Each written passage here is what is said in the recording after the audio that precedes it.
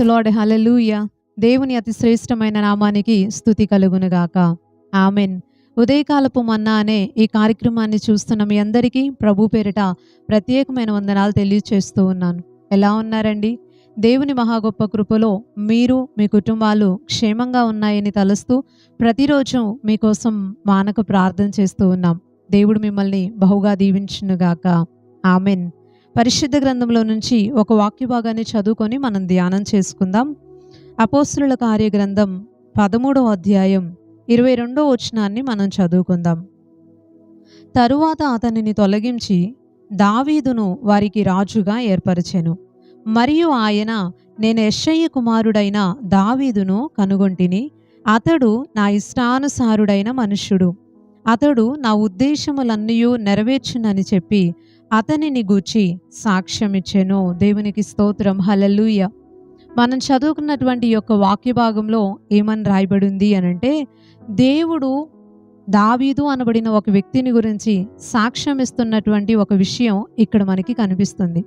ఏమంటున్నాడు దేవుడు దావీదును గురించి అంటే, దావీదు నా ఇష్టానుసారుడైన మనుష్యుడు అని దేవుడు సాక్ష్యం చెప్తూ ఉన్నాడు.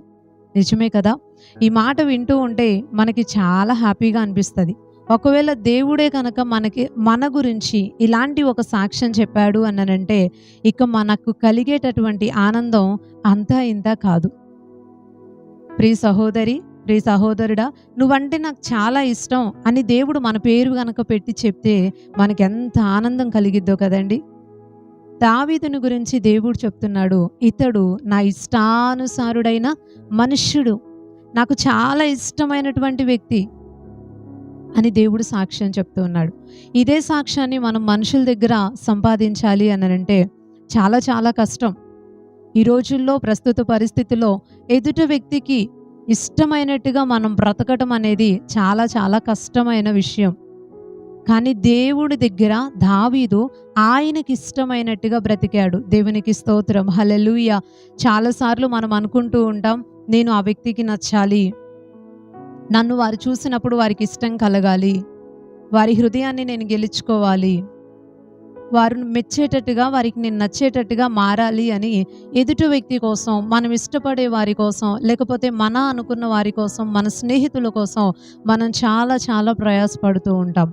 దావీదు మాత్రం మనుషుల దగ్గర అలాంటి సాక్ష్యాన్ని సంపాదించుకోలేకపోయినా దేవుడి దగ్గర మాత్రం ఆయనకి ఇష్టమైనట్టుగా ఉండి ఆయనకి ఇష్టానుసారుడు అనేటటువంటి సాక్ష్యాన్ని సంపాదించుకున్నాడు. దేవునికి స్తోత్రం. హల్లెలూయా. ఈ భూమి మీద దేవుని బిడ్డలుగా జీవిస్తున్న మనమందరం కూడా దావీదులాగా దేవునికి ఇష్టమైన వ్యక్తులుగా ఉండాలి. ఇష్టానుసారుడు అని మన గురించి కూడా దేవుడు సాక్ష్యం చెప్పేటట్టుగా మన జీవితాలు కూడా ఉండాలి. దేవునికి స్తోత్రం. హల్లెలూయా. అసలు ఇంతకీ ఇది దావీదుని దేవుడు ఎందుకు అంత ఇష్టపడ్డాడు? ఇతడు నా ఇష్టానుసారుడు అని అంత మంచి సాక్ష్యాన్ని దావీదుని గురించి ఎందుకు చెప్పాడు అంటే, దావీదు జీవితంలో చాలా లక్షణాలు ఉన్నాయి.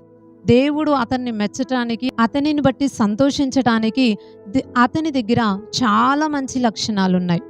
అయితే అవన్నీ ఈ ఉదయకాలం మనం మాట్లాడుకోలేం. కానీ ఇక్కడ మనం చదువుకున్న వచనంలోనే దేవుడు ఒక మాటను మెన్షన్ చేశారు.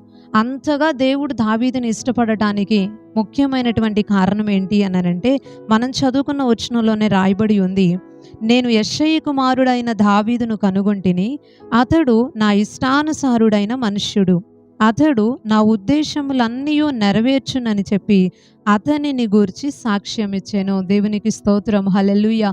ఈ వ్యక్తి నాకు చాలా ఇష్టమైన వ్యక్తి అని దేవుడు దావీదుని గురించి చెప్తూ అన్నటువంటి మాట ఏంటి అంటే, అతడు నా ఉద్దేశములన్నయూ నెరవేర్చునని చెప్పి దేవుడు సాక్ష్యం చెప్పాడు. హల్లెలూయా.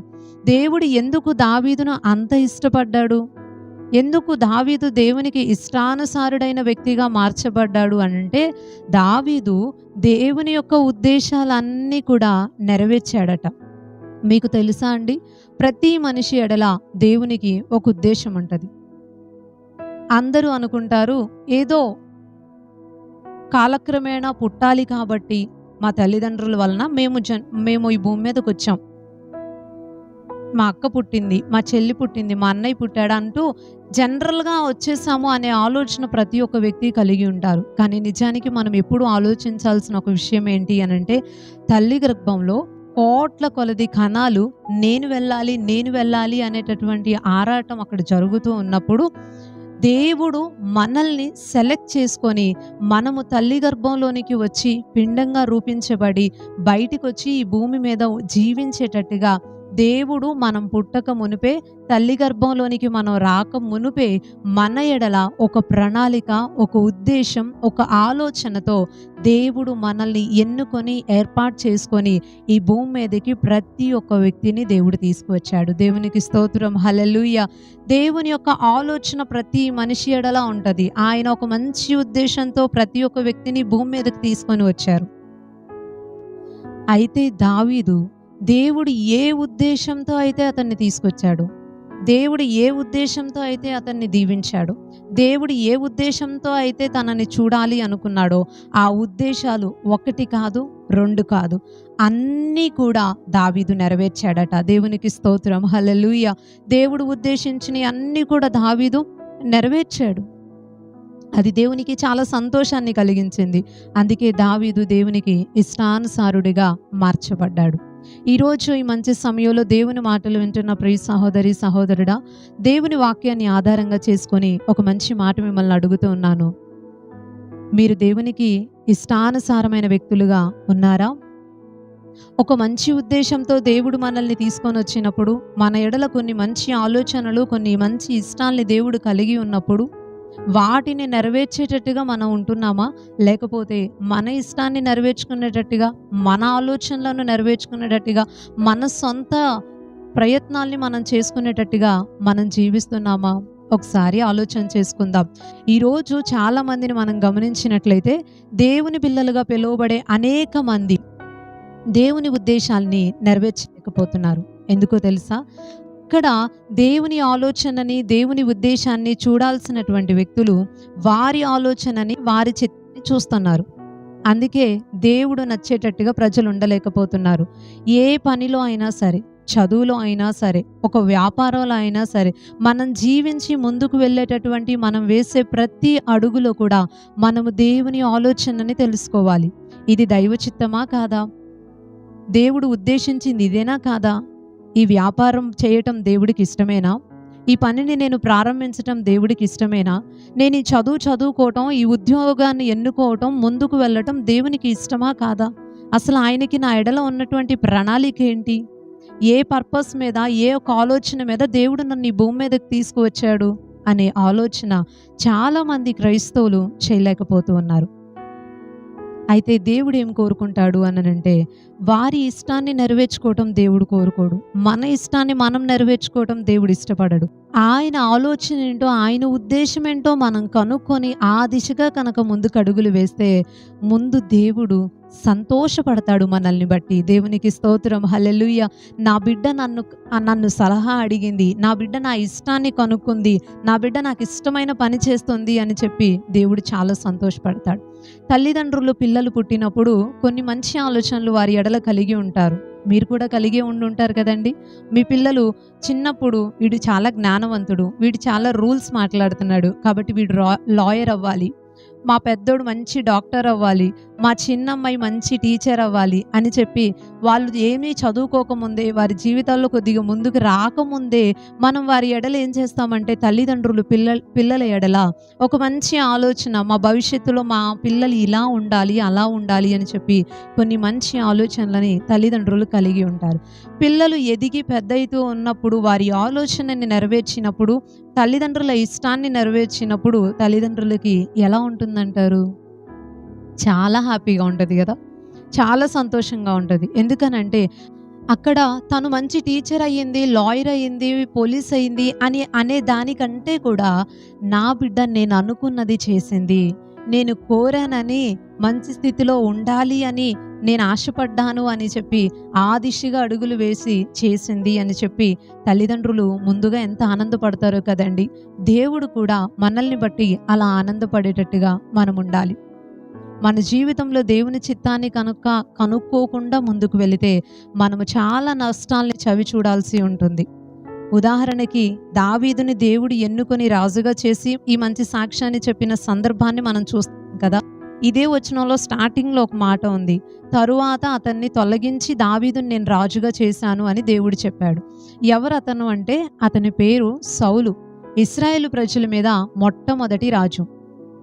అతన్ని దేవుడు ఎంత దీవించాడు అంటే, అతని ఎడల ఎలాంటి ఉద్దేశాన్ని దేవుడు కలిగి ఉన్నాడు అంటే, తరతరాలకి తన పిల్లలకి కూడా దేవుడు ఆ యొక్క సింహాసనాన్ని స్థిరపరచాలనుకున్నాడు. దేవుడు అతని పిల్లల్ని రాజు స్థానంలో ఉంచాలి అనుకున్నాడు. కానీ దేవుడు దాన్ని చేయలేదు. ఎందుకు చేయలేదు అని అంటే, ఆ వ్యక్తే తన చేతులారా దేవుని ఉద్దేశాన్ని స్పాయిల్ చేసేసాడు. ఏం చేశాడు అంటే, దేవుడు ఏదైతే ఉద్దేశించాడో, ఏదైతే అతనికి మాట ఇచ్చాడో దాని దిశగా వెళ్లకుండా, దేవుడు చెప్పిన క్రమంలో చేయకుండా, దేవుడు ఉద్దేశించినట్టుగా దేవుడు ఏదైతే తన చిత్తాన్ని నిర్ణయించాడో దాని ప్రకారం వెళ్లకుండా, ఈ సౌలు అనబడిన వ్యక్తి ఏం చేశాడంటే తన ఆలోచనని నెరవేర్చుకున్నాడు. దేవుడు చెప్పినటువంటి కొన్ని సందర్భాలలో ఆయన మాట వినకుండా తన ఇష్టాన్ని, తన మాటని, తన ఆలోచనని, తన ఉద్దేశాన్ని నెరవేర్చుకోవటాన్ని బట్టి దేవుడు ఏం చేశాడు అని అంటే, నీవు ఈ పని చేశావు కాబట్టి, నేను చెప్పినట్టు చేయకుండా నీ సొంత ఇష్టం చేసుకున్నావు కాబట్టి, నేను నీకేమైతే మాట ఇచ్చానో, వాగ్దానం చేశానో దాన్ని కొట్టేస్తున్నాను. ఇప్పుడు నేనేం చేస్తున్నాను అని అంటే, ఎవరు నా ఇష్ట ప్రకారం ఉంటారో, ఎవరు నా ఉద్దేశాల్ని అనుసరించి నడుచుకుంటారో అలాంటి ఒక వ్యక్తిని నేను కనుక్కోబోతూ ఉన్నాను అని చెప్పి దేవుడు వెతికి తన చిత్తానుసారమైన మనస్సు కలిగినటువంటి దావీదుని దేవుడు కనుక్కొని తీసుకువచ్చి, గొర్రెల కాపరిగా ఒక పేదరికంలో ఎన్నిక లేనటువంటి వ్యక్తిగా ఉన్నటువంటి వ్యక్తిని దేవుడు తెచ్చి సింహాసనం మీద కూర్చోపెట్టి తరతరాలకి తన సింహాసనాన్ని దేవుడు స్థిరపరిచాడు. దేవునికి స్తోత్రం, హల్లెలూయా. అతనికేమో మాటిచ్చి సింహాసనాన్ని దేవుడు మధ్యలో తీసేశాడు. ఇతనికేమో మాటిచ్చి ఆ వాగ్దానాన్ని చివరి వరకు కూడా దేవుడు నెరవేర్చుకుంటూ వచ్చాడు. ఇద్దరిలో ఉన్నటువంటి విషయం ఏంటి అంటే, అతడు తన సొంత ఇష్టం చేసుకున్నాడు, దావీదు మాత్రం దేవుని ఇష్టాన్ని చేశాడు. ఈ ఉదయకాల సమయం మిమ్మల్ని ఒక మాట అడుగుతున్నాను, మీకు ఆశీర్వాదాలు కావాలా? దేవుడిచ్చే దీవెనలు కావాలా? దేవుడి దగ్గర నుంచి ఓ మంచి సాక్ష్యాన్ని సంపాదించుకోవాలనే ఆశ మీకుందా? దేవుడు కోరుకున్నట్టుగా ఉండాలి, ఆయనను ఆనందపరచాలి, నేను ఆయనకి ఇష్టానుసారుడిగా దావీదులాగా మార్చబడాలి అనే ఆశ మీకున్నట్లయితే కనుక దావీదులాగా దేవుని ఉద్దేశాలు నెరవేర్చే వ్యక్తిగా జీవించండి. మన ఇష్టం కాదు, మన ఆలోచనలు కాదు, దేవుని ఆలోచన ఏంటో తెలుసుకొని ఆయన మాట ప్రకారం మనం జీవించగలిగితే తప్పకుండా దేవుడు మనకి సహాయం చేస్తాడు. పరిశుద్ధ గ్రంథంలో 18వ కీర్తన 19వ వచనంలో రాయబడి ఉంది, దావీదు దేవుడికి ఇష్టడుగా ఉన్నాడు కాబట్టి దేవుడు అతనిని శ్రమలన్నిటిలో నుంచి కూడా తప్పించాడు అని చెప్పి అక్కడ రాయబడి ఉంటుంది. ప్రియ సహోదరి సహోదరుడా, దేవుని సహాయం లేకుండా నీవేం చేయగలుగుతావు? మనం ఏం చేయగలుగుతాం? ఎలా మనం జీవించగలుగుతాం? ఎన్నాళ్ళు మన సొంత కష్టంతో, మన సొంత ఇష్టాలతో మన జీవితాన్ని కష్టంతో నెట్టుకొని ముందుకొస్తాం? దేవుని చేతులకు అప్పగించుకోండి. దేవా, నీ మాట ప్రకారమే చేస్తానయ్యా, నీకు ఇష్టమైనట్టే నేను ఉంటాను, నీ ఉద్దేశం నెరవేరుస్తాను అని నిన్ను నువ్వు దేవునికి సమర్పించుకుంటే, దావీదు విషయంలో తోడుండి సహాయపడిన దేవుడు, ప్రతి విషయంలో హస్తాన్ని చాపి సహాయపడుతూ వచ్చినటువంటి దేవుడు మన విషయాల్లో కూడా అలాగే సహాయం చేస్తాడు, తప్పిస్తాడు. శ్రమలన్నిటిలోంచి దేవుడు మనల్ని కాపాడతాడు. దావీదులాగా ఉండండి. దేవుడి దగ్గర నుంచి మంచి సాక్ష్యాన్ని సంపాదించుకోండి. ఘనమైన ఆశీర్వాదాలు మీకు కలుగుతాయి. దేవుడి కొద్ది మాటలు దీవించునుగాక. ఆమేన్. ఒక చిన్న ప్రార్థన మనం చేసుకుందాం. పరిశుద్ధుడు అయిన తండ్రి, ప్రేమ కలిగిన ప్రభువా, ఈ మంచి ఉదయకాల సమయాన్ని బట్టి మిమ్మల్ని స్తుతిస్తూ ఉన్నాం. విలువైన నీ మాటల ద్వారా మాతో మాట్లాడినందుకు నీకు వందనాలయ్యా. దావీదు నీకు ఇష్టమైన వ్యక్తిగా జీవించాడు, ఎందుకంటే అతడు నీ ఉద్దేశాల్ని నెరవేర్చాడయ్యా. మేము కూడా మా జీవితంలో మీ ఉద్దేశాల్ని నెరవేరుస్తూ ప్రతి సమయంలో, ప్రతి విషయంలో మీ ఇష్టాన్ని తెలుసుకుంటూ ముందుకి కొనసాగే వారిగా మేము ఉండటానికి సహాయపడండి. మీ దగ్గర నుంచి మీకు ఇష్టమైన వ్యక్తిగా ఒక మంచి సాక్ష్యాన్ని సంపాదించుకునే కృపను మాకు అనుగ్రహించండి. ఎంతమంది ఈ మాటలు విని నీ ఇష్టమే చేస్తామయ్యా అని వారి అంతరంగంలో నిర్ణయించుకొని ప్రార్థిస్తున్నారో అందరికీ అన్ని రీతిలుగా మీ సహాయాన్ని దయచేయండి. ఇష్టుడిగా ఉండటాన్ని బట్టి అతన్ని నీవు ఎలాగైతే అన్ని విషయాల్లో తప్పిస్తూ, కాపాడుతూ, క్షేమాన్నిస్తూ వచ్చావో, అలాగే ప్రతి ఒక్కరికి నీ సహాయాన్ని అనుగ్రహించి దీవించమని కోరుతూ ఉన్నాం. ఈ ఉదయకాల సమయం ఎంతమంది అయితే పనులకు వెళ్తున్నారో వారందరికీ నీవు తోడుగా ఉండండి. స్కూల్‌కి వెళ్ళి వస్తున్నటువంటి పిల్లలకి, యవ్వన బిడ్డలందరికీ క్షేమాన్ని దయచేయండి. మంచి భవిష్యత్తుని దయచేయండి. కలుగుతున్నటువంటి కీడులు, ప్రమాదాలు, ఆటంకాలు అన్నిటి నుంచి విడుదల అనుగ్రహించి, మా ప్రజలందరికీ నీ క్షేమాన్ని అనుగ్రహించి సహాయం చేయమని వేడుకుంటూ, వారి యొక్క వ్యాపారాలన్నీ కూడా మీరు వృద్ధి పొందించండి. మంచి వ్యాపారాలన్నీ దీవించి ప్రజలకు మేలుకరంగా చేయమని వేడుతూ, నజరేయుడును శక్తి కలిగిన యేసుక్రీస్తు వారి శ్రేష్టమైన నామములో ఈ ప్రార్థన అడిగి వేడుకుంటున్నాం పరమ తండ్రి. ఆమేన్. ఆమేన్. అందరికీ ప్రైజ్ ది లార్డ్ అండి. మరలా తిరిగి రేపు ఉదయకాల సమయం ఉదయకాలపు మన్నా అనే ఈ కార్యక్రమంలో పాల్గొని దేవుని మాటలు విని దీవించబడదాం. అప్పుడు వరకు దేవుని యొక్క మహా గొప్ప కృప మనకి తోడై ఉండును గాక. ఆమేన్. Praise the lord.